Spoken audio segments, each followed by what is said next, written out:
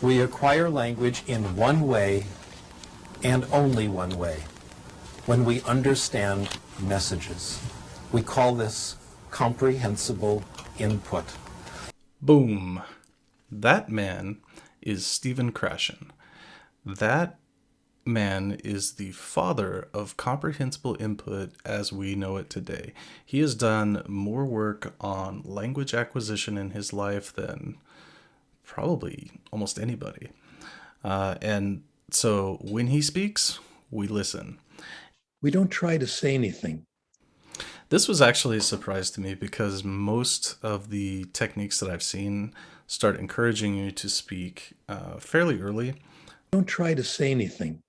We don't force it unless we think we're ready. We just wait, we just listen, and then it comes. To that point, I have been watching hours and hours of his talks over the last week or two, and I thought, wouldn't it be great to share some of the knowledge that I've been gaining from watching Dr. Krashen? What better way to do that than to create a mashup of his videos and just react to them and add my own little anecdotes, but mostly let you hear all about comprehensible input from the doctor himself. Let's go. If a student isn't motivated, if self-esteem is low, if anxiety is high, he may understand the input, but it won't penetrate. It won't reach those parts of the brain that do language acquisition. A block keeps it out.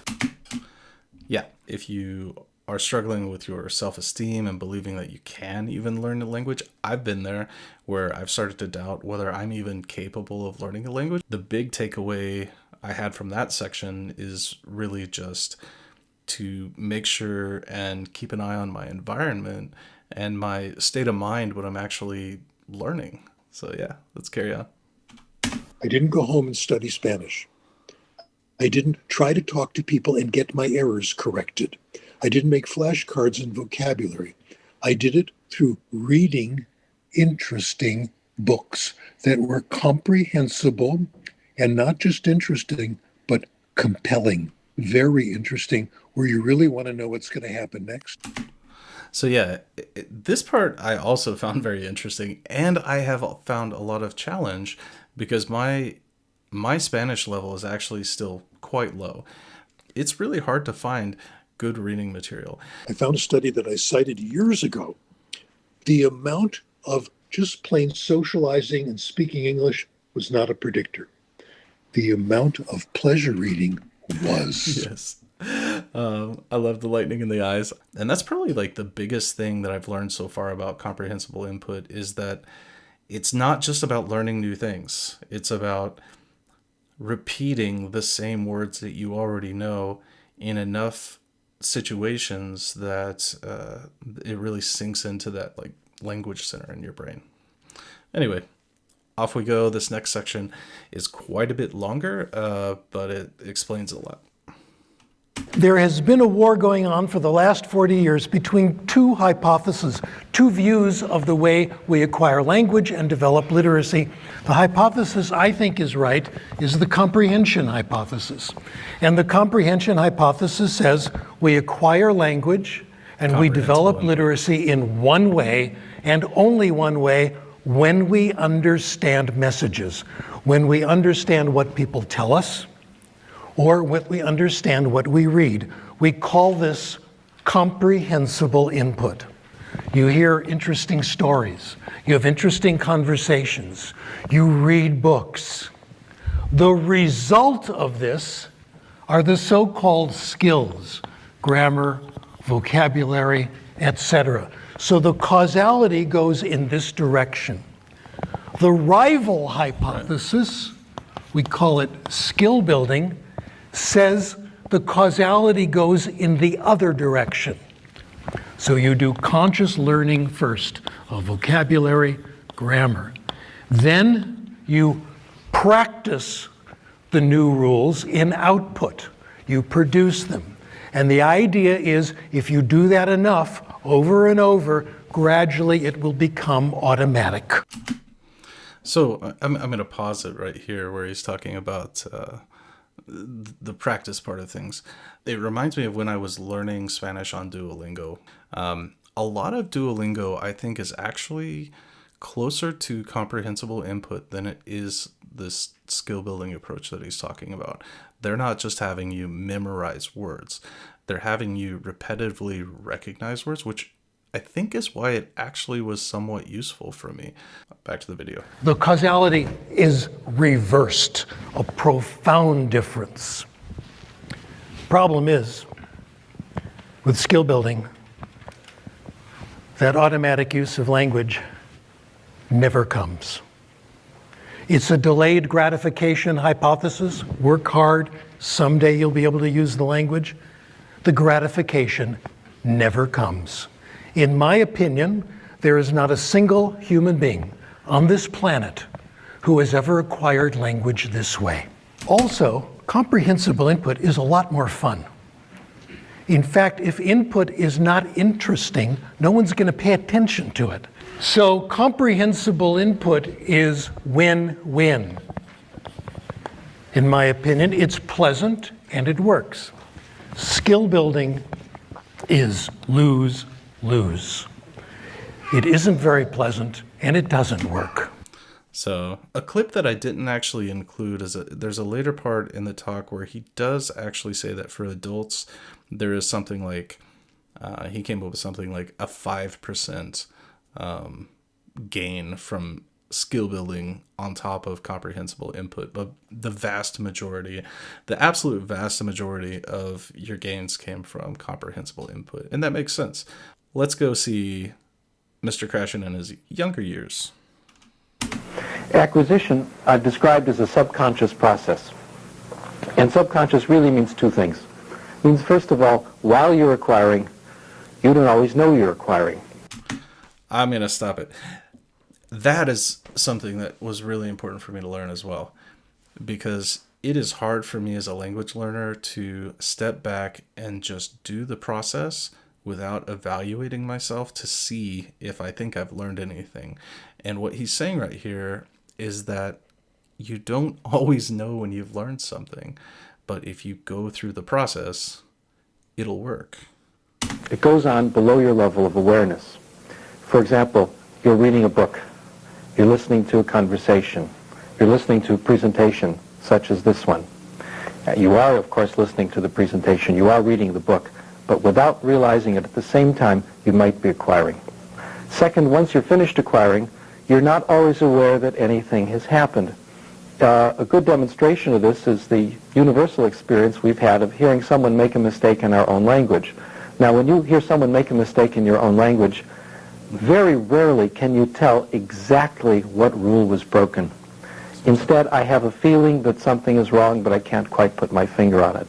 That feeling for correctness, that feeling for language, is what we call language acquisition.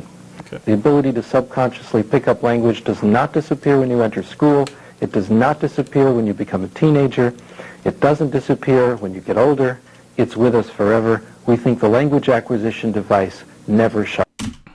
Guys, okay, so that's huge for those of us that are not that young anymore. I'm not going to say exactly how old I am, but I'm not young. There's so much stuff out there that's like, oh, it's so easy for kids. And, you know, if you didn't learn it when you were a kid, or if you don't have X amount of hours or whatever, or you're getting older, that it's going to be hard. And if you go back to what he said earlier in the video about confidence and things like that, the fact is, if you don't really believe that you can become fluent in your language, you probably can't. It's probably a self-fulfilling prophecy. So hearing him say this was actually very impactful for me. That's off. Very different from acquisition is what we call learning. That's what most of us did in school. Learning is knowing about language, conscious knowledge of language. In English public schools, for example, we learn that a noun is the name of a person, place, thing, or idea. We learn that the subject and the verb are supposed to agree. This is conscious language learning. Language acquisition and language learning are very, very different. In fact, I think very different psychological processes are involved.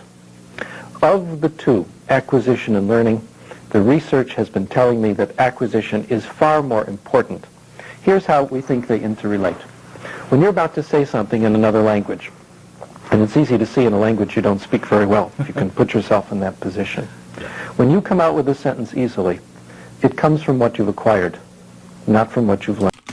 Oh my gosh, that is so true. There are so many times when I have tried to memorize things and then go out into the world and actually have the conversation that I have memorized, and it never works. The only time I have functional Spanish is when my subconscious supplies it, and I don't even know if I'm going to say it right. Sometimes I feel like sometimes I feel like I'm making words up, but oddly enough, when that happens, people understand me just fine. So yeah, there's really something to that acquisition versus learning thing. The evidence for this, briefly, studies showing the universality of a silent period, especially in informal language acquisition. Studies showing that if we increase output, we make students write more and speak more, it does not mean more language development. Okay, pausing it here. So just so you know, he's talking about language fluency right now.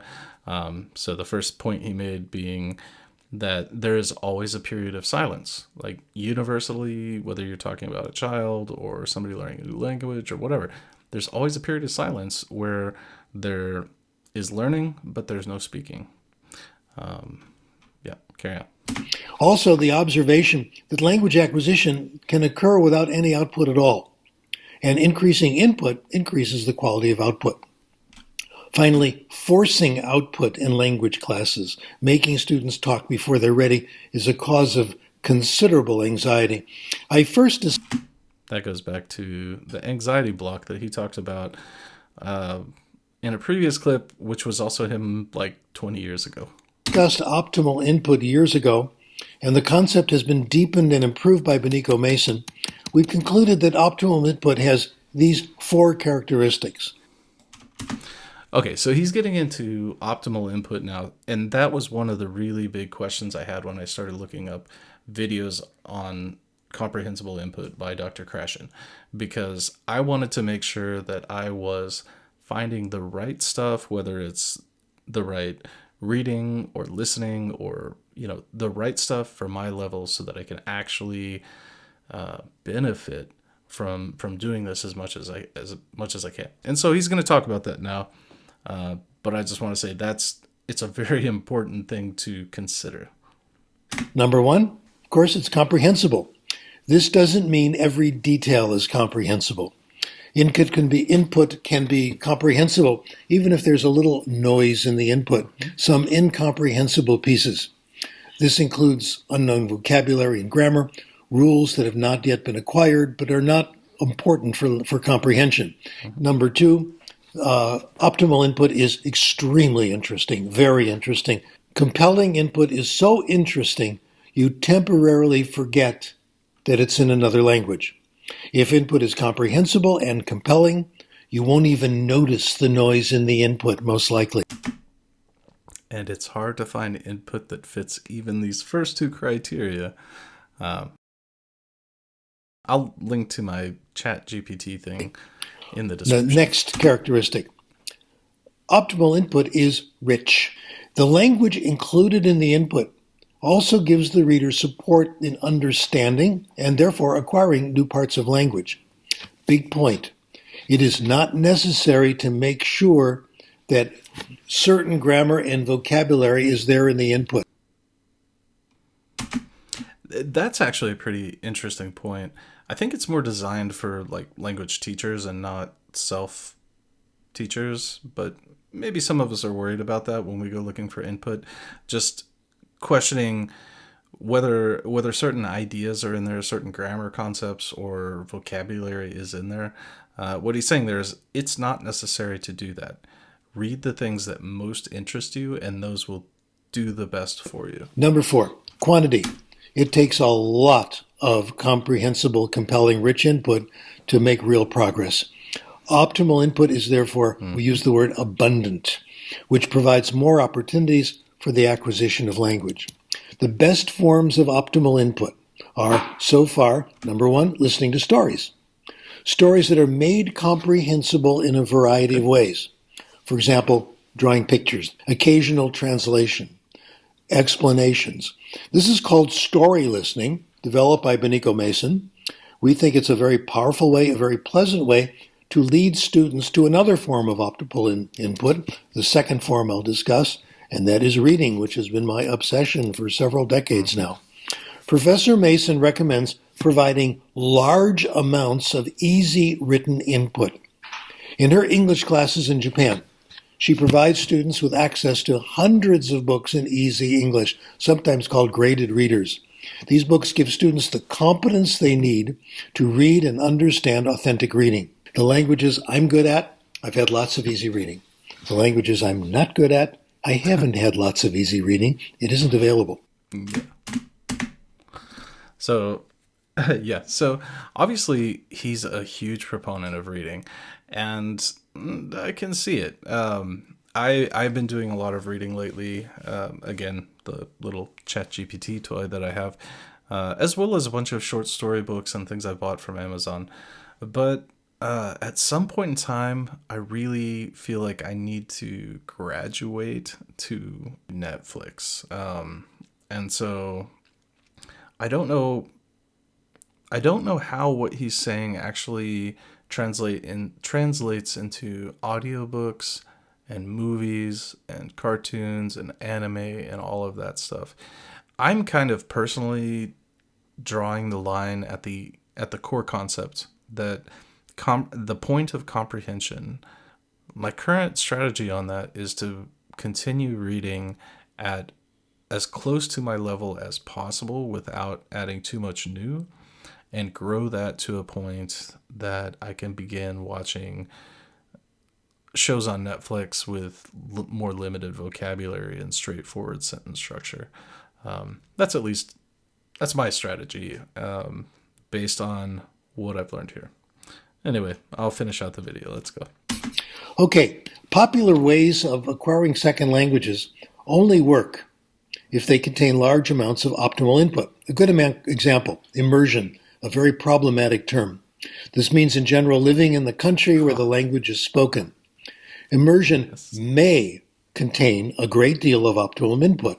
I've had this experience. Deep friendships with interesting people, interesting conversations, finding lots of good things to read. Or it may fail. It may contain a lot of non-optimal input, a situation I'm in a lot where I have a working knowledge of the language, I have lots of superficial conversations with people, but not much real acquisition happens. Holy moly. This is the first time I've heard anybody else talk about this. Listen, I've been living outside of my home country now for a couple of years now. I've been in Argentina, I've been in Mexico, I've been all over the world, and I haven't really felt that much language acquisition happen from my immersion. And I think that's because my skill level's too low to have real conversations. It's exactly what he's talking about right now. I was like, man, maybe I'm just dumb, because people talk about immersion all the time, about how great it is. I'm like, man, I should speak Spanish by now for sure. But the truth is, I know how to get by very well. I know how to buy things at the grocery store. I know how to do very functional things, to pull up and get gasoline at the gas station, and just super basic stuff, get through the airport. But I don't really interact that much outside of that, and not in deep, interesting ways that would satisfy the criteria for comprehensible input.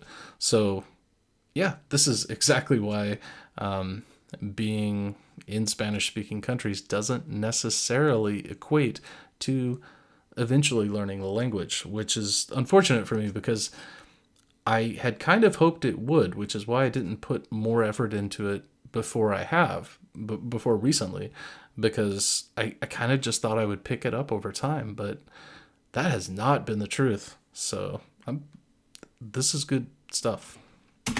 Third idea we're pursuing, when acquirers obtain optimal input, Given the right conditions, optimal input, we are all gifted language acquirers. Nobody's any better than anyone else. So that last bit, that part is like, that is again really important, because the truth is, when people are supplied with optimal input in similar quantities, they perform pretty equally. We all talk pretty well as each other. Maybe somebody speaks a little bit better than you as an average adult, but also we all communicate just fine. The difference is very small.